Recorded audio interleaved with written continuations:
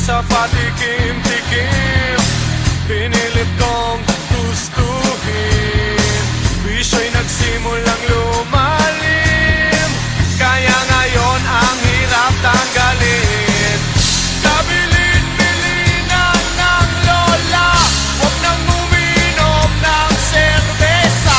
Ito hindi inumin pang bata, mag-soft drinks ka na lang muna. Pero ngayon ako'y matanda na, lola paingin ang pangtoma.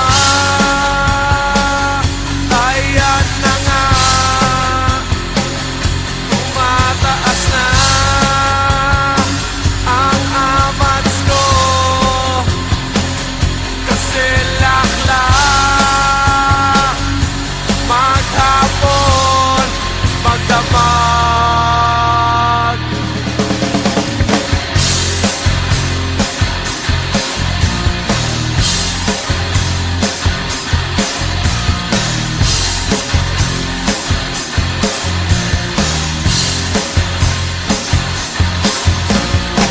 Di bali nang hindi kumain, basta may tomang nakahain. Ang sabi ng lasenggo saan